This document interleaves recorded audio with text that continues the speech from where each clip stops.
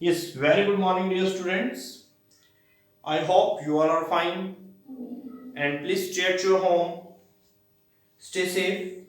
Okay, we had done the in-text questions of NCERT and today we will start the back exercise of NCERT. Okay, और ये question number 1 है back exercise का और same description में जाइए, link को download कीजिए, questions मिलेंगे वहां पे तुम्हें एनसीईआरटी के, जिसके पास बुक नहीं है।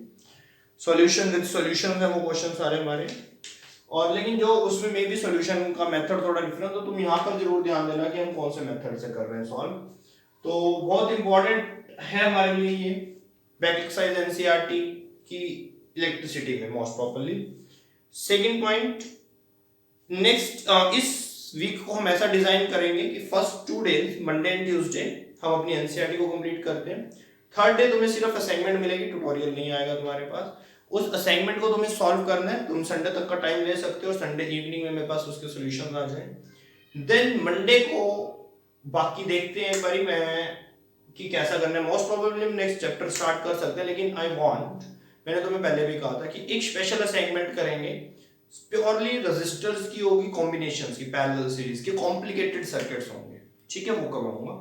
तो इस वीक की अगर हम बात करें तो एनसीईआरटी खत्म करनी है विद इन 2 डेज, तो थोड़ा सा फास्ट स्टार्ट कर देते हैं और देखते हैं कि फर्स्ट क्वेश्चन क्या है। एक पीस है बेटा, वायर का रेजिस्टेंस आर गिवन है, पूरे वायर की ए से बी तक की रेजिस्टेंस आर गिवन है, उसके 5 इक्वल पार्ट्स कर दिए तो एक पार्ट की रेजिस्टेंस हो जाएगी R/5 R/5 R/5 R/5 R/5, plus करोगे दोबारा आर आ जाएगी, बट ये सीरीज में है। these parts are then connected in parallel if equivalent resistance of these combination, मुझे क्या करना है, इनको पैरेलल ही लगा देना है, ठीक है। अगर मैं पैरेलल ही लगा दूंगा तो उन्होंने r डैश की बात की हुई है, 1/r डैश अगर मैं निकालता हूं तो 1/r/5 हो जाएगा प्लस 1/r/5 हो जाएगा plus 1/r/5 plus 1/r/5 plus 1/r/5, 5 हो गए, 5 ऊपर आ जाएगा, 5/r 5/r 5/r 1/r dash है, r 25, सारे 5 ऐड ऑन हो जाएंगे, ठीक है, 1/r डैश ये होगा। तो r डैश क्या हो जाएगा, r बाय में 25, r डैश आ गया। रेशियो कैसे निकालनी है वो निकाल लेते हैं एक बारी। तो r डैश हमारे पास आ चुका है, रेशियो में r ऊपर रखना है, ओके। तो रेशियो निकाल देते हैं यहाँ पे,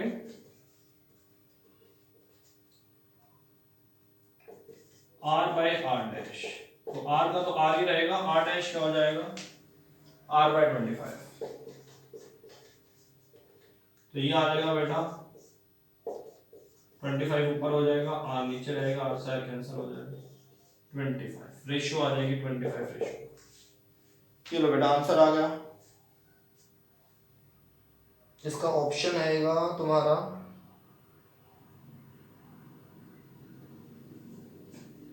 बेसिकली 25/1, यही आंसर आएगा इसका। चेक कर लेना बेटा, इसका आंसर क्या है, यही है 25 है, ठीक है आंसर। नेक्स्ट,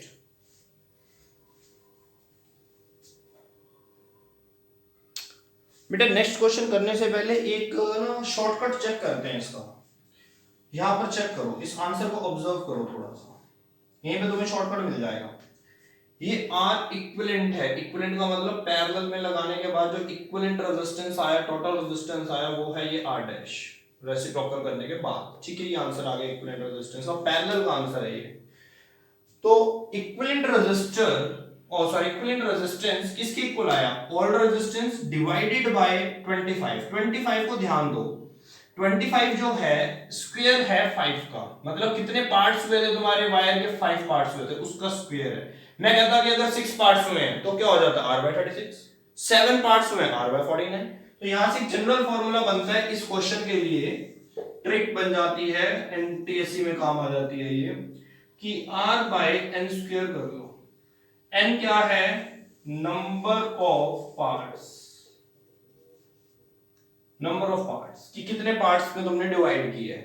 तो ये क्या हो जाएगा बेटा, इक्विवेलेंट रेजिस्टेंस हो जाएगी ये, ठीक है, जो R डैश ले रहे हो तुम, और ये हमारी ओल्ड रेजिस्टेंस हो जाएगी, सीरीज वाली रेजिस्टेंस हो जाएगी, और डिवाइडेड बाय n स्क्वायर। तो ये इतना वैसे मैंने करके तो दिखा दिया, तुम्हें सीबीएसई में तो ये सब करने ही पड़ेंगे। कई बार अब क्या होता है कि 1 to 20 क्वेश्चन तुम्हारे 1 मार्क क्वेश्चन चलते हैं, सीबीएसई के भी रूल्स चेंज हो गए हैं, पैटर्न्स चेंज हो गए हैं, तो वहां पर ये वाला फॉर्मूला लगा के तुम फटाफट से आंसर निकाल सकते हो ना, ठीक है। n स्क्वायर कर लेना, जो भी जितने पार्ट्स में उनका नीचे स्क्वायर आ जाएगा, ऊपर वही रेजिस्टेंस आ जाएगी जो ओल्ड है। अगर इसकी वैल्यू गिवन है तो उसकी वैल्यू पुट अप कर लेना, तो ये तुम चेक कर सकते हो, ठीक है बेटा। सेकंड क्वेश्चन को रीड कर लो फटाफट से, ये समझ आ गया, इसको नोट कर लेना, नोट करके नोट करना है इसको, वैसे तुम्हें शायद बुक में भी मिलेगी बातें, ठीक है। Come to the next.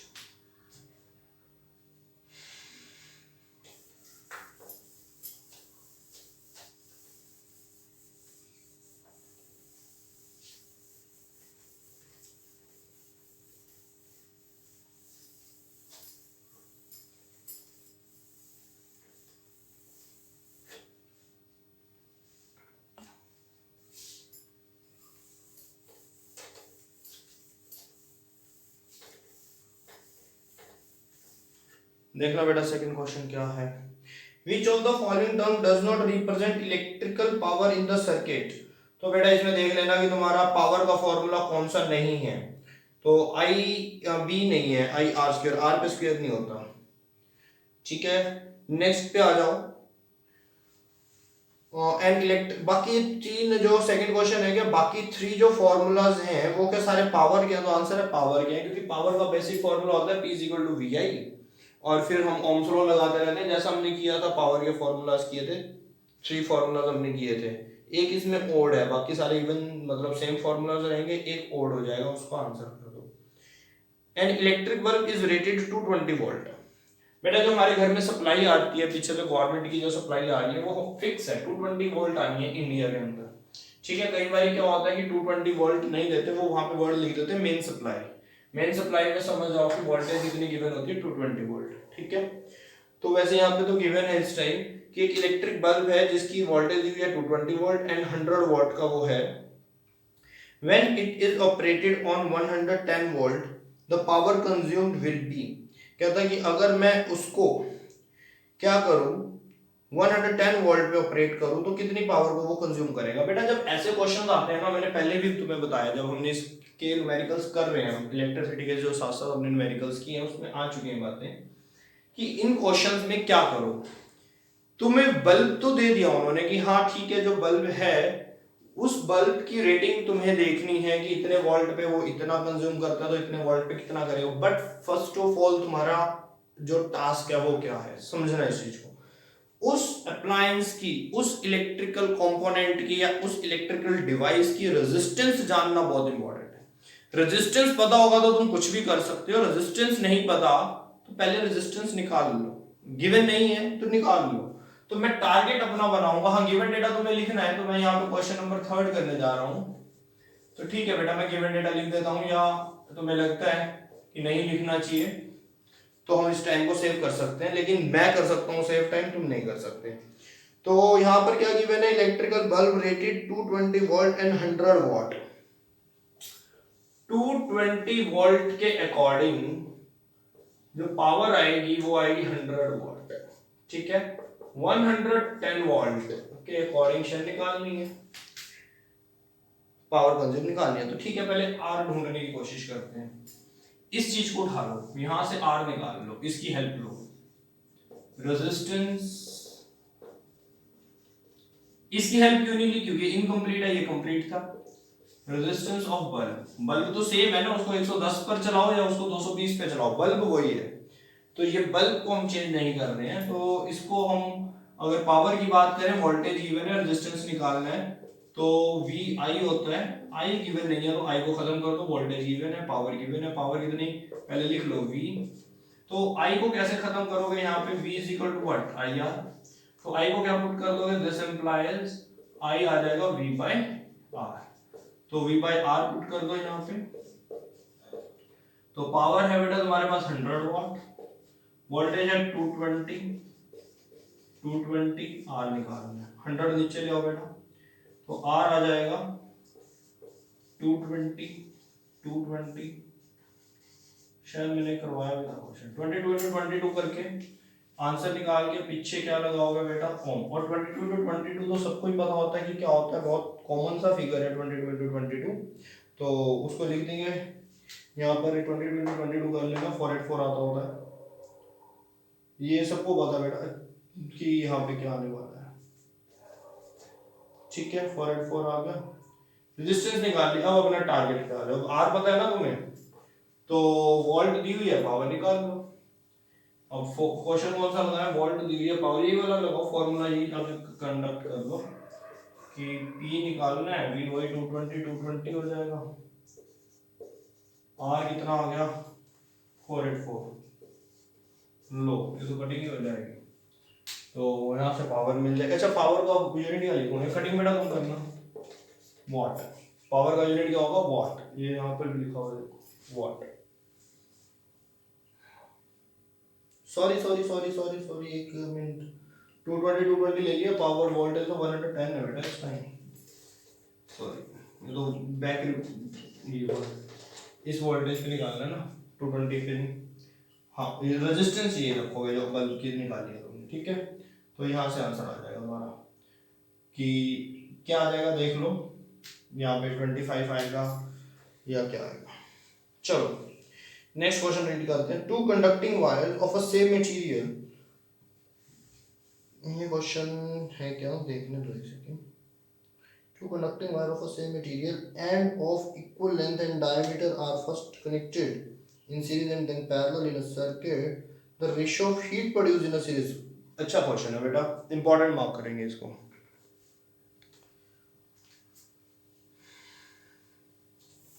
ये सबको समझ आ गया बेटा, ये तुम्हें ध्यान रखना है, जिस अप्लायंस की तुम्हें डिवाइस की रेजिस्टेंस नहीं पता, रेजिस्टेंस जरूर निकालो, उसके बाद तुम हर चीज सॉल्व कर सकते हो।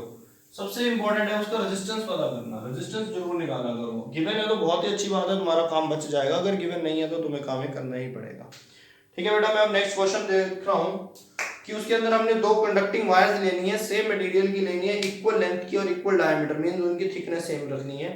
पहले उनको सीरीज में लगा देना, फिर उनको हमने पैरेलल लगा लेना, फिर उनकी रेशियो चेक करनी है कि हीट किस में प्रोड्यूस होती है। तो मैं आंसर ही कर देता हूँ इसका। पहले तो मुझे इतना आंसर बताओ, हीट प्रोड्यूस होने के लिए रेजिस्टेंस हमें ज्यादा चाहिए, हम सबको पता है, ज्यादा रेजिस्टेंस होगा करंट रुकेगा, करंट रुकेगा तो वो इलेक्ट्रिकल एनर्जी कहाँ जाएगी, हीट एनर्जी बनेगी, ठीक है।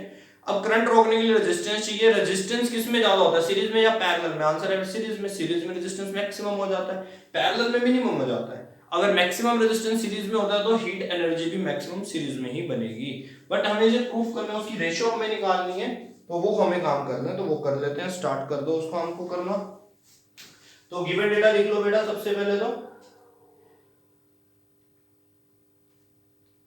क्या है गिवन डेटा, इसमें कुछ गिवन तो नहीं है, हाँ यही गिवन है, बस इक्वल लेंथ का है और हीट प्रोड्यूस इन सीरीज और पैरेलल कॉम्बिनेशन हमें निकालना है। तो वो तो हम निकाल सकते हैं, क्योंकि हमारे को क्या होता है कि हीट का पता होता है। हीट का कैसे पता होता है, लेट्स सी, ये देख लो एक बार क्वेश्चन, कि इसको मैं सॉल्व कर देता हूँ, उसके हिसाब से तुम चेक करते चले जाओ। यस बेटा, मैंने क्वेश्चन को सॉल्व कर दिया है, नहीं तो ऐसे फिर तुम्हारी वीडियो का टाइमिंग बहुत इंक्रीज हो जाता है कि मैं सॉल्व करता रहता हूँ। तो फटाफट से समझ लो बेटा, इसमें तुम्हें मैंने क्वेश्चन ऑलरेडी मैंने रीड किया था क्वेश्चन, मैं दोबारा कर देता हूँ कि हमें सीरीज में और पैरेलल में दोनों के अंदर कॉम्बिनेशन दिया हुआ है दो वायर्स का। तो मैंने क्या किया, दो वायर्स सेलेक्ट की हुई है यहाँ पर। एक बार मैंने उसको केस 1 लिया, ये केस 2 लिया, ये सीरीज का केस है, ठीक है, ये सीरीज का केस है, और ये पैरेलल केस हो गया, ठीक है। तो H का फॉर्मूला होता है बेटा, हीट प्रोड्यूस का फॉर्मूला होता है, ये हम कर चुके हैं हीटिंग इफेक्ट वाले में। H = I² RT, मतलब एनर्जी होती है ना, ठीक है। तो यहाँ पर भी मैंने लिख लिया H = I² RT। फिर मैंने क्या किया, केस 1 में यहाँ लिखा H1, करंट और टाइम चेंज नहीं होगा, रेजिस्टेंस चेंज होगी, इसलिए यहाँ पे लिख लिया बेटा H1 है ना, तो इसको मैंने लिख लिया सीरीज, ठीक है, सीरीज वाला केस है तो यहाँ लिख लिया सीरीज। ये H2 है तो यहाँ लिख लिया पैरेलल। यहाँ पे दो वायर ली, दो रेजिस्टर लिए, उनकी रेजिस्टेंस RR मान ली, सीरीज में 2R हो जाएगा। रेजिस्टेंस को पुट किया 2R, ठीक है, सीरीज के रेजिस्टेंस को पुट किया RS को 2R, तो 2 को बाहर ले लिया I² RT। I² RT होता है H, ठीक है, जो हीट इफेक्ट होता है। तो H1 हो गया 2H, यहां तक हो गया। ऐसे ही यहाँ पर पैरेलल में लेकर उसको सॉल्व किया, 1/rp is equal to 1/r 1/r 2/r, rp हो जाएगा r/2। पुट किया r/2 को इस फॉर्मूले में, पुट किया rp की जगह पे, समझ रहे हो। तो हाफ को बाहर ले लिया, i स्क्वायर rt फिर अंदर चला गया, i स्क्वायर rt का मतलब h होगा, तो यहाँ पर लिख दिया h। अब रेशियो लेनी है जो हमने, रेशियो तुम पे डिपेंड करता है बेटा, वो तुम h1 सीरीज अपॉन में पैरेलल ले रहे हो या पैरेलल अपॉन में सीरीज ले रहे हो, वो तुम देख लो, दोनों ही ठीक है, गलत तो कुछ भी नहीं है, कैलकुलेशन तो ये तुमने कर दी है। अब रेशियो ही तो लेनी है, किसको ऊपर या नीचे सेट करते हो तुम पे डिपेंड है, कई बार लिखा भी रहता है, इसमें कुछ इतना क्लियर नहीं दिया गया है। Heat produce in a series and parallel combination, according to them कि हमें सीरीज एंड पैरेलल कॉम्बिनेशन देखना, तो पैरेलल ऊपर कर देंगे, सीरीज को नीचे कर देंगे, बट ऐसा तुम कोई क्रैमिंग नहीं कर सकते इस चीज को लेके, तुम कुछ भी ले सकते हो। तो मैंने यहाँ पर h1/h2 कर दिया, h1 मतलब फर्स्ट केस सीरीज का, h2/सेकंड केस पैरेलल का, तो ये आ जाएगा 4:1, डी ऑप्शन सही हो जाएगा। अगर तुम h2/h1 करते हो फिर सी ऑप्शन सही हो जाएगा, दोनों सही है, आंसर सेम आ रहे हैं, नो प्रॉब्लम। ठीक है बेटा, ये क्वेश्चन हो गया। नेक्स्ट क्वेश्चन पे आ जाते हैं फटाफट से। आई होप कि तुम्हें ये क्वेश्चन क्लियर हो चुका है, ठीक है ना। तो फटाफट नेक्स्ट क्वेश्चन पे आते हैं। ये एमसीक्यूज को मैं तुम्हें सॉल्व कर करके दिखा रहा हूँ, क्योंकि एमसीक्यूज क्या होते हैं, पेपर में क्वेश्चन बन के आए पड़े होते हैं, तो इनके मेथड्स को समझो, बहुत इंपॉर्टेंट है। एनसीईआरटी तुम देख रहे होगे, अच्छे अच्छे क्वेश्चन होते हैं एनसीईआरटी के, इलेक्ट्रिसिटी में बहुत अच्छा चैप्टर है ये इलेक्ट्रिसिटी, और एनसीईआरटी में बहुत अच्छा मतलब सुपर क्वालिटी के क्वेश्चन हमें एनसीईआरटी ने प्रोवाइड किए इलेक्ट्रिसिटी के, हर चैप्टर के बहुत अच्छे क्वेश्चन प्रोवाइड कर दिए एनसीईआरटी। बड़ी क्लासेज में भी बहुत हाई लेवल के क्वेश्चन होते हैं, सिर्फ एनसीईआरटी में प्रॉब्लम है कंटेंट नहीं होता, क्वेश्चन बहुत अच्छे होते हैं, ठीक है। तो इसका कोई और शॉर्टकट मेथड नहीं है, बेसिकली ये तुम्हें करना पड़ेगा। हाँ, अगर इस काम को तुम माइंड में कर सकते हो 2r और r/2, तो वो देख लेना। ओके बेटा, फटाफट से नेक्स्ट क्वेश्चन करो। नेक्स्ट क्वेश्चन है क्या, how is the voltmeter connected in a circuit parallel, क्योंकि वो पैरेलल में वोल्टमीटर में जो वोल्टेज है वो चेंज नहीं होती, पैरेलल में वोल्टेज सेम रहती है, इसलिए हम उसको पैरेलल में लगाते हैं। ओके, नेक्स्ट क्वेश्चन पे आओ, वो तो कुछ भी नहीं रहा करने वाला question. Copper wire has a diameter 0.5 mm, metre में बना लेंगे mm को, एंड रेजिस्टिविटी गिवन है, what will be the length of this wire to make its resistance 10 ohm, how much does the resistance change if diameter is double. Okay, तो बेटा मैं इसका formula बता देता हूँ, क्वेश्चन की कैलकुलेशन तुम खुद करोगे, क्योंकि ये क्वेश्चन हमने किए हुए हैं, हर टाइप का क्वेश्चन तुम्हें मैं करवा चुका हूँ, ठीक है। और कल तुम्हें वेडनेसडे को तुम्हें असाइनमेंट भी मिल जाएगी और तुम्हारी अपनी प्रैक्टिस भी हो जाएगी। फॉर्मूला बेटा इसके अंदर कौन सा लेना है तुमने, ये वाला फॉर्मूला लेना है, R is equal to resistivity L/A, ठीक है। रेजिस्टेंस गिवन है इसके अंदर, और जो हाँ ये मैं तुम्हें बता देता हूँ कि मीटर में कैसे चेंज करोगे, क्योंकि इसमें क्या दिया हुआ है, mm दिया हुआ था डायमीटर, तो जो डायमीटर d गिवन है, कितना गिवन है तुम्हारा d है 0.5 मिलीमीटर, तो मिली वर्ड हटाने के लिए 10⁻⁻3, सॉरी हाँ ठीक है, -3 आ जाएगा, डन। ये आ गया बेटा डायमीटर आ गया, डायमीटर से तुम रेडियस बनाकर ये d रेडियस क्या हो जाएगा तुम्हारे लिए d/2, एरिया निकाल लोगे बेटा πr² करके, ये मैं तुम्हें बता चुका हूं ऑलरेडी, क्वेश्चन कर चुके हैं πr² करके, एरिया यहां पुट हो जाएगा। लेंथ तो गिवन है, ये निकालनी है, लेंथ निकालनी है, रेजिस्टिविटी एंड रेजिस्टेंस गिवन है ना, हाँ ठीक है। तो रेजिस्टिविटी गिवन है, रेजिस्टेंस लेंथ निकाल लो यहां से, L हो जाएगा R multiply A divided by resistivity, और R क्या है, ये रेजिस्टेंस है, एरिया यहां से मिलेगा, तुम्हें कैलकुलेट करना पड़ेगा पाई 3.14 लेके, और R d/2 लेकर, ये हो जाएगा 5 है ना, तो इसको ऐसे लिख लें 5 × 10⁻⁻4 मीटर, ऐसे आ जाएगा। ये 0.5 भी हटा दिया, 10 लगेगा, 10 को ऊपर ले जाओगे -4 हो जाएगा, ठीक है। तो ये r² कर लेंगे इसको लिख के, बेटा इसकी कैलकुलेशंस करने में टाइम वेस्ट मत करना, पुट अप करते जाओ और यहाँ पे रखते चले जाना। लेंथ निकल जाएगा, r है 10, एरिया ये लिख दिया 3 पॉइंट, बेटा कर लेना खुद, लेंथ निकाल लेना, कैलकुलेशंस करने की जरूरत नहीं है, लास्ट में लेंथ है मीटर लगा देना, सारे आंसर के पीछे मीटर लगा लेना, ठीक है। और आगे इन्होंने एक और पॉइंट पूछा हुआ, how much does the resistance change if the diameter is double. अगर डायमीटर बेटा डबल करोगे तो क्या होने वाला है, एरिया डायमीटर डबल का मतलब थिकनेस डबल, मोटाई डबल हो गई, एरिया डबल हो गया, क्रॉस सेक्शनल एरिया बढ़ गया। अगर एरिया डबल हो जाएगा तो हम यहां पर लिख देंगे इफ एरिया बिकम्स 2 टाइम्स, तो रेजिस्टेंस क्या हो जाएगा, आर क्या हो जाएगा, ये एरिया हो जाएगा 2 टाइम्स हो जाएगा ना, तो रेजिस्टेंस हाफ हो जाएगा, क्योंकि हाफ ये आर डैश हो जाएगा, आर तो यही है, ये आर डैश आ जाएगा, हाफ बाहर आ जाएगा, रेजिस्टिविटी एल बाई ए, ये हो जाएगा क्या, R dash is equal to half R, क्योंकि ये तो पूरा आर बन गया ना, रेजिस्टिविटी एल बाई ए, ये तो रेजिस्टेंस ही बन गई पूरी, जो न्यू रेजिस्टेंस है उसका हाफ बाहर आ गया। ठीक है, तो मतलब कि वो तो सिंपल है, तो मैं वैसे करके दिखा रहा हूँ कि हाँ अगर थिकनेस डबल करोगे, डायमीटर डबल करोगे, क्रॉस सेक्शनल एरिया बढ़ेगा, रेजिस्टेंस हाफ हो जाएगा, क्यों, इनवर्सली प्रोपोर्शनल है। हाँ लेंथ को अगर वो इंक्रीज करते तो रेजिस्टेंस डबल हो जाता। ठीक है, आई थिंक कि तुम्हें ये समझ आ गया होगा।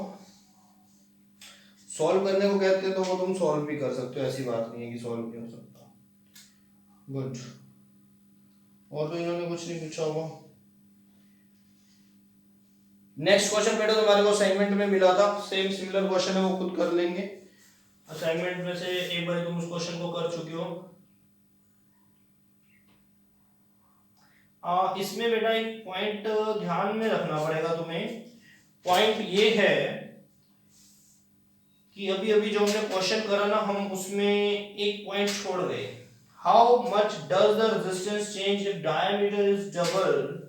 अगर बेटा डायमीटर डबल होगा तो ध्यान से समझना, अगर डायमीटर डबल होगा तो कौन सा केस है ये ना गलती हो गई, क्या गलती हो गई सोचो, मेरे से भी हुई है और बेसिकली तुमसे भी हुई है, कईयों ने तो इस क्वेश्चन को नहीं ऑब्जर्व किया होगा, एकदम से क्वेश्चन मेरे माइंड में आया ये कि ये कोई सेम वायर है, इसमें वायर एडिशनल नहीं ली, डायमीटर को डबल करने के लिए एक और वायर को पेस्ट नहीं किया, जोड़ा नहीं है, उसी का डायमीटर डबल किया है। तो अगर किसी का डायमीटर डबल किया होगा तो लेंथ श्रिंक हो गई होगी, जैसे जब हम लेंथ को स्ट्रेच करते हैं तो डायमीटर श्रिंक हो जाता है, बीच में से पतली हो जाती है वायर खींचने पर, तो दबाने पर डायमीटर अगर मोटा होगा तो लेंथ तो भी कम होगी। तो दैट मींस अगर डायमीटर इसका डबल हुआ, एरिया इसका डबल हुआ, तो ऑब्वियस सी बात है कि लेंथ हाफ हुई होगी।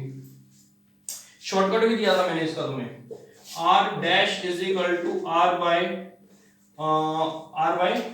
n स्क्वायर, ये दिया था ना, तो ये वाला फॉर्मूला इसमें तुम लगाओगे, तो यहां से निकाल सकते हैं, क्योंकि ये हाफ हुआ तो ये भी इधर से लेंथ भी हाफ हो जाएगी, डायमीटर भी, एरिया डबल हुआ तो लेंथ हाफ हो जाएगी 1/4। तो सिंपल तुम्हें हाफ से देखना है तो हाफ से ही देख लो, कि कैसे देखोगे हाफ से, r dash is equal to 1/4r, ये लिख दोगे। कैसे लिख देंगे ये हम यहां पर देखना, कि यहां पर चेक करो क्या हुआ, एरिया, अगर एरिया की बात कर रहा है, एरिया 2 टाइम्स हो रहा है ना, बट एरिया आता तो डिवाइड में है, क्योंकि एरिया हमेशा इनवर्सली होता है। ठीक है, अगर एरिया वो डबल बता रहा है कि एरिया उसका 2 टाइम बढ़ चुका है, इंक्रीज हो चुका है, तो एरिया होता है इनवर्सली प्रोपोर्शनल, इसलिए 1/2 का स्क्वायर कर दो, n हो जाएगा 1/2। क्यों 1/2 हो जाएगा, क्योंकि एरिया डिवाइड में आता है। अगर वो यहाँ पे लिखेगा l becomes 2 टाइम्स, तो फिर हो जाएगा क्या, l आता है बेटा डायरेक्टली प्रोपोर्शनल है, बिल्कुल उसके सामने ले आता है, तो वो हो जाएगा फिर बेटा 4 का, और 2 का स्क्वायर 4 हो जाएगा। मतलब जोन सा जिसकी क्वांटिटी को चेंज किया गया, एरिया को चेंज किया है तो डिवाइड में स्क्वायर कर लो उतनी पार्ट का, और अगर लेंथ को चेंज किया है तो ऊपर ही उसका स्क्वायर कर दो, ये वाला फॉर्मूला ले लो। ठीक है, समझ आ गई है बात। ठीक है, हाँ ये कर सकते हो कि ये फॉर्मूले को तुम लेंथ के लिए कंसीडर कर लो, अगर कंफ्यूजन हो रही है तो एरिया के लिए फॉर्मूला ऐसे बना लो, 1/n का स्क्वायर कर लो, बट जरूरत नहीं है, सिंपल याद रखो, एरिया तो n को नीचे लिख लो, लेंथ तो ऊपर ही लिखा रहने दो। ठीक है, तो ये फॉर्मूला यूज करके तुम इसका लास्ट पार्ट कर सकते हो। ये समझ आया सबको? या दोबारा बता दूं कि अगर हाँ ये हमने क्या किया था, हमने सिर्फ एरिया के अकॉर्डिंग देख लिया कि रेजिस्टेंस हाफ हो गया, नहीं, अगर वो दूसरी वायर को तो यूज नहीं कर रहा ना, किसी एडिशनल चीज को यूज नहीं कर रहा, अगर सेम वायर है तो इसका मतलब उसने उसी की एरिया को, उसी के एरिया को डबल कर दिया, तो लेंथ उसकी श्रिंक होके हाफ हो गई होगी।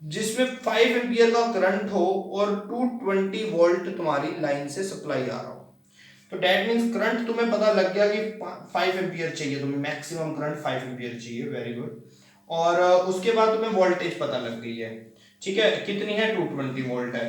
और सिंगल रजिस्टर का रेजिस्टेंस भी तुम्हें पता है। लगाना कैसे, पैरेलली, हाँ पैरेलली तुम्हें इसको लगाना है। तो सिंगल रजिस्टर का तुम्हें रेजिस्टेंस पता है, क्या है, 176 तो सिंगल का है। तो 176 ओम रेजिस्टेंस वाले रजिस्टर कितने मैं पैरेलली कनेक्ट करूं, नंबर बताने हैं, जिसमें तुम्हारे लिए, एक सेकंड रुकना बेटा, थोड़ा सा मुझे ये बताने दो कि इसके अंदर हमें जो n बताना है कि वो जो n है, नंबर ऑफ रजिस्टर जो तुम निकालने जा रहे हो वो कितने निकालने हैं, लेकिन वो 176 ओम रजिस्टर्स को कनेक्ट कैसे करना है, पैरेलली कनेक्ट करना है, आई नो। तो इसका जो फॉर्मूला है जो हमें यहाँ पर ध्यान देना है, क्योंकि इसमें एक फॉर्मूला यूज करना पड़ेगा बेटा तुम्हें। तो वो फॉर्मूला क्या है, या तो ऐसा करते हैं उस फॉर्मूले को हम पहले डिस्क्राइब नहीं करते क्योंकि वो हमें वैसे आता है फॉर्मूला, सिर्फ मैं तुम्हें यहाँ दिखाऊंगा कि लगना कैसे है। हम नॉर्मली क्वेश्चन सॉल्व करते हैं, तुम क्वेश्चन का कंसेप्ट समझ लो, ये बहुत इजी है और बहुत गिवन डेटा हमें पता है इसमें क्या क्या गिवन है। क्वेश्चन रीड कर लेना बेटा। 176 ओम का एक रेजिस्टेंस गिवन है आर, ऐसे ऐसे कितने रेजिस्टर्स पैरेलल में लगने हैं वो हमें बताना है, एन हमें निकालना है, एन रेजिस्टर्स जो लगेंगे वो हमें निकालने हैं। और वोल्टेज भी गिवन है 220 वोल्ट, आई गिवन है 5 एम्पीयर। बेटा जब ऐसा काम होता है ना तो हमें करना क्या होता है, कंसेप्ट पे आ लो। सबसे पहले तुम जो सर्किट है उस सर्किट का टोटल रेजिस्टेंस निकाल सकते हो। आंसर है कैसे निकाल सकते हैं टोटल रेजिस्टेंस, हमें तो अभी टोटल नंबर ऑफ रेजिस्टर्स ही नहीं पता, हमें ये पता ही नहीं है कि हमने कितने रेजिस्टर्स लगाने हैं, तो मैं टोटल रेजिस्टेंस कैसे निकाल दूं, तो आंसर है निकल जाएगा। क्यों निकल जाएगा, क्योंकि उन्होंने टोटल सर्किट का वोल्टेज और करंट दे दिया। टोटल सर्किट में वो कहते हैं 220 वोल्ट है और टोटल सर्किट का करंट है 5 एम्पीयर। तो ठीक है, ओम्स लॉ लगाएंगे, V IR करके R निकाल देंगे। तो V कितना है 220 डिवाइडेड बाय 5, तो R कितना आ गया तुम्हारा 44 ओम, ये आ गया। तो टोटल रेजिस्टेंस आ गई, this is the total resistance. और कनेक्टेड कैसे करते हैं ये ध्यान रखना, यहां पर ये मैं क्वेश्चन पूछते ही मैं तुम्हें ये डिस्क्राइब करने जा रहा था कि पैरेलली हमें फॉर्मूला कैसे सेट करना होता है। तो पैरेलल में हमें फॉर्मूला कैसे सेट करना है ये देखना, ये करने की जरूरत नहीं है, मैं एक ही बारी समझा रहा हूं, बाकी तुम्हें नहीं करने की जरूरत है। यहां पर देख लो, तुम फॉर्मूला लर्न रखना कि पैरेलल में, वैसे तो अपने माइंड में भी तुम कैलकुलेट कर सकते हो, पैरेलल में तुमने n रेजिस्टर्स लगा दिए आर आर के, ठीक है, ये आर आर वाले तुमने